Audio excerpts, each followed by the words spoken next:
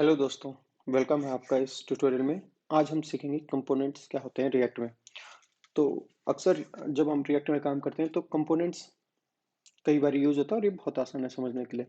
तो आइए इसकी डेफिनेशन समझते हैं। नॉर्मल डेफिनेशन तो ये है कि जो भी हमारी स्क्रीन पे यानी ब्राउजर पे जो भी यूआई डिस्प्ले होता है वो एक कंपोनेंट का हिस्सा है। सो बेसिकली अगर कहें तो component is just like a function कि एक आर्ग्यूमेंट लेगा और उसके मैपिंग करके या जो भी लॉजिक होगा और फिर हमारे यूआई प्रेजेंट करेगा। आइए इसे एक एग्जांपल से समझते हैं। सपोज एक ये हमारी एक साइट है और इसकी हमें एचटीएमएल करनी है। तो हम क्या करेंगे, नॉर्मल जो होता है कि एक ही एचटीएमएल फाइल लिखी और एक सीएसएस लिखी और उनको मैपिंग करके इस तरीके का आउटपुट या लेआउट हमने बना दिया। लेकिन रिएक्ट में हम इसे डिफरेंट तरीके से कर सकते हैं। हम क्या करेंगे, इसे डिवाइड कर देंगे कंपोनेंट्स में। तो हमने कहा हेडर का एक पार्ट हो गया कंपोनेंट ए, उसके बाद कंपोनेंट बी हो गया, फिर हमारा जो कंटेंट है उसे हमने कंपोनेंट सी में बना दिया। तो इस तरीके से हमने कंपोनेंट में डिवाइड कर दिया। इससे आगे हम चाहें तो इन्हें फिर इसके अंदर भी कंपोनेंट्स बना सकते हैं, लेकिन बेसिकली ये इस तरीके से काम करते हैं। आइए इसे अब कोड लेवल पे थोड़ा सा समझते हैं। तो मैंने अपना एडिटर खोल लिया और मैंने अपना npm रन करवा लिया है, npm रन स्टार्ट। और ये हमारा सिंपली वेबसाइट है हेलो, और ये इसका आउटपुट है।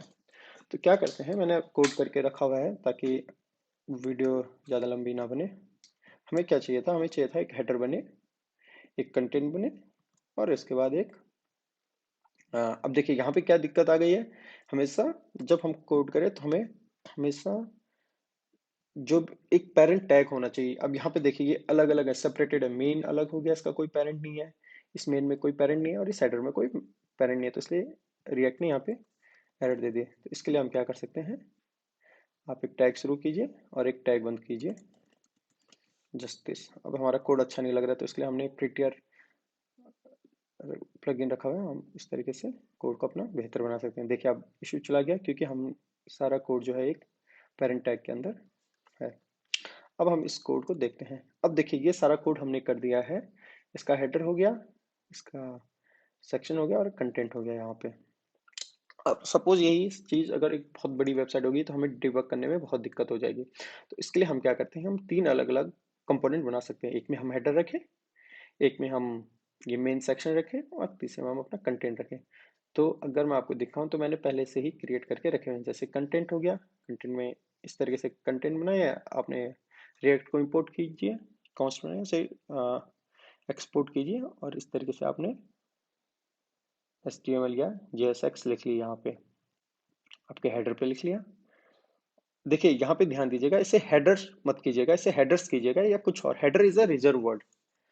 तो आप हेडर में कभी भी कोई भी कंपोनेंट ना बनाए, वरना एरर थ्रो कर देगा आपका।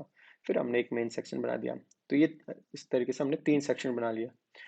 काम करते हैं यहाँ पे फ्रॉम कंपोनेंट कर देते हैं ना, ताकि हमें डिफ्रेंशिएट पता चल जाए, वरना तो कंटेंट सेम ही है। फ्रॉम कंपोनेंट, चलिए ठीक है। अब हम इस सारे कोड को यहाँ से हटा देंगे और सबसे पहले इंपोर्ट कर लेते हैं। इंपोर्ट हेडर, हेडर्स फ्रॉम, और ये मुझे यहीं से मिल जाएगा।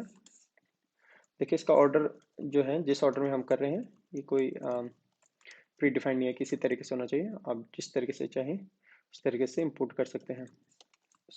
मेन सेक्शन, तीसरा है इंपोर्ट कंटेंट, चलिए खुद ही इंपोर्ट हो गया। अब इन तीनों को यहाँ पे, अब इनका एक टैग बना लीजिए इस तरीके से, है ना। मेन सेक्शन को कर लेते हैं,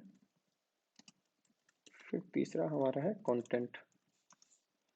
चलिए ठीक है, अब हमने अपने तीनों कंटेंट कर लिए हैं।